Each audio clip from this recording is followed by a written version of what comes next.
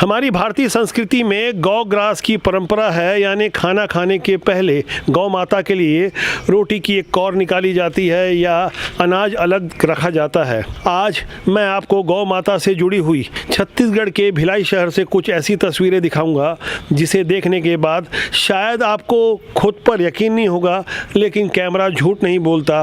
दरअसल सिस्टम के मुंह पर यह करारा तमाचा है, जहां गायों की अनेक लाशें पड़ी हुई है और मरे हुई गौ माता का दूध पीने वाला बछड़ा बेबस है।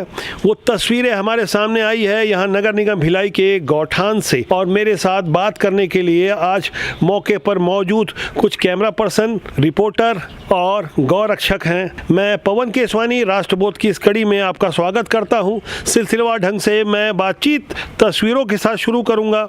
आप जैसा कि देख पा रहे हैं, ये दृश्य है कोसानगर भिलाई का, ये दृश्य है डी मार्ट भिलाई का। डी मार्ट के सामने एक संस्थान है डी मार्ट, उसके मैदान में एक अस्थायी गौ माता के लिए शेड बनाया गया है।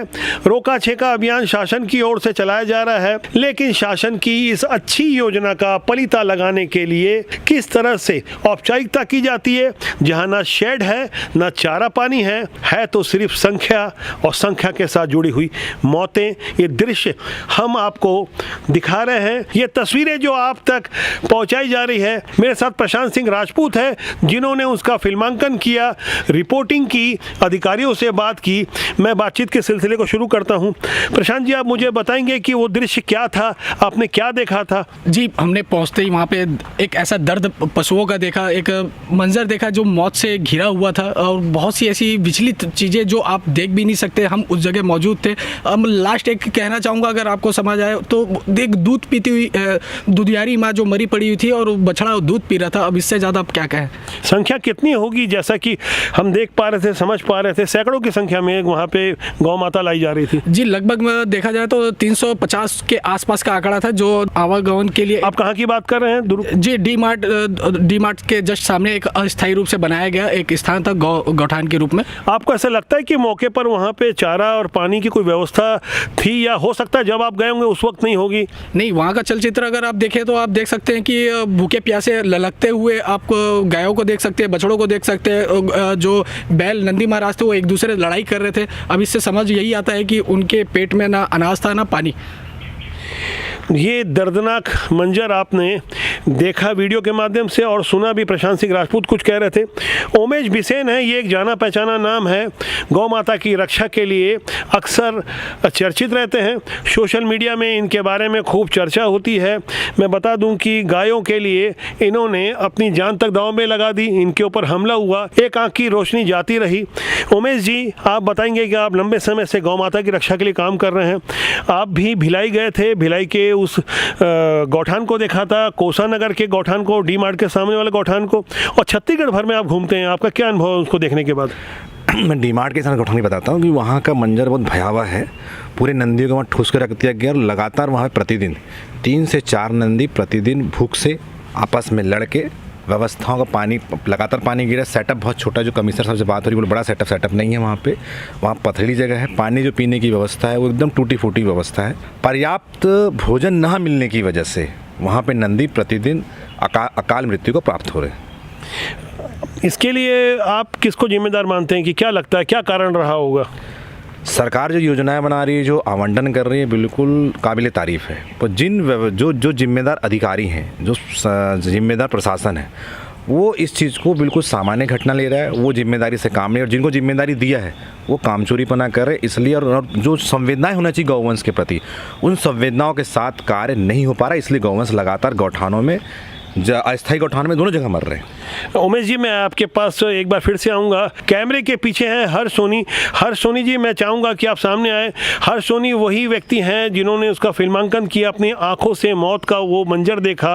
1, 2, 3, 4 नहीं बल्कि कई लाशें थीं जिन्हें मैं आपको ऑन कैमरा नहीं दिखा सकता। किस तरह से भूख से बिलखती हुई गौ माता, नंदी और बछड़े तड़प कर मरते रहे, आपस में खाने के लिए संघर्ष करते रहे, प्यासे थे, शेड नहीं है, बारिश से भीगते रहे।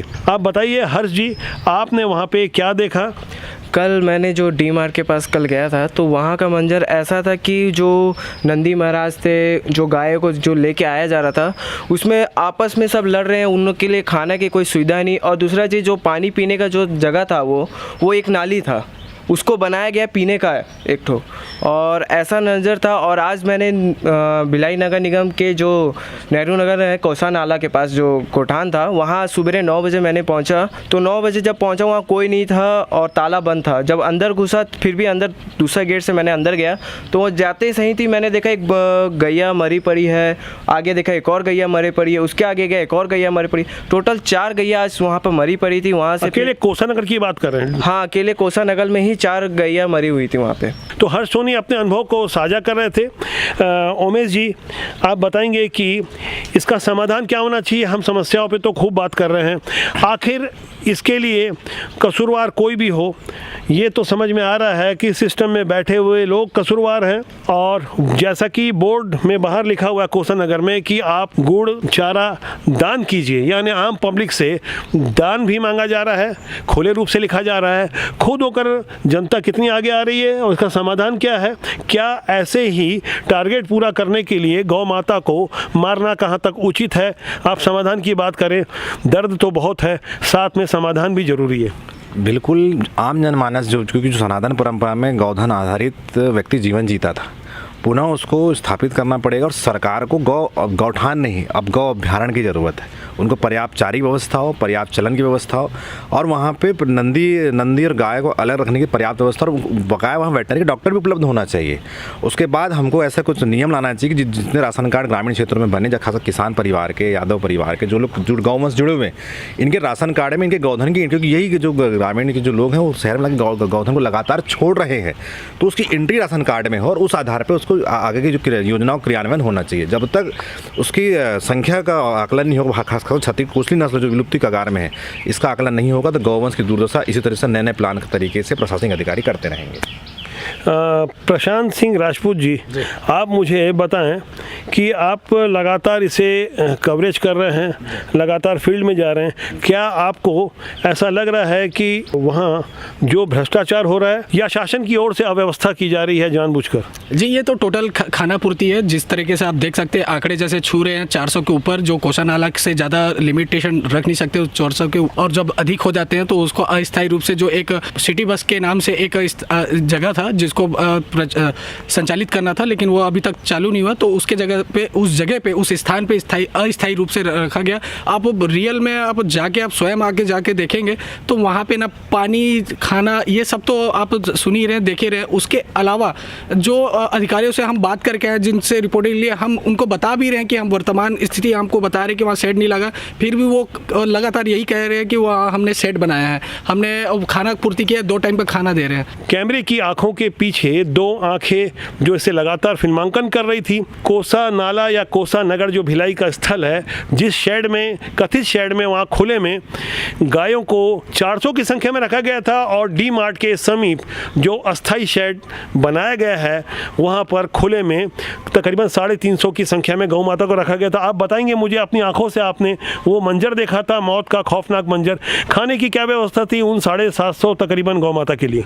जो खाने की व्यवस्था ऐसे थी कि जो व्यक्ति था, जो हम लोग ने वहाँ जाके जब हम लोग ने देखा, जो व्यक्ति खिला रहा था, वो आज कोसा नाला में भी वो वहाँ पर ड्यूटी था। मैंने उनसे पूछा कि ये आप तो कल वहाँ थे, तो बोल रहा है कि मेरे तरफ दोनों तरफ का ड्यूटी रहता है और मेरे को दोनों तरफ देखना रहता है। यानी आप कहना चाह रहे हैं कि 700 गौ माता को चारा या खाना देने के लिए एक व्यक्ति था, 750 गौ माता के लिए, आप यही कहना चाह रहे हैं? हाँ, वहाँ एक ही व्यक्ति था जो वहाँ पर देखने, रेख जो भी कर रहा था, जो खाने पिलाने का जो था, वो वही देख रहा था। मैंने वहाँ पर जो लोग जो काम कर रहे थे, मैंने उससे पूछा कि इतने सारे गायें मर रही है, उसके लिए डॉक्टर कहाँ हैं? तो बोलते हफ्ते में सिर्फ 2 दिन आते हैं, सोमवार गुरुवार सिर्फ डॉक्टर आते हैं।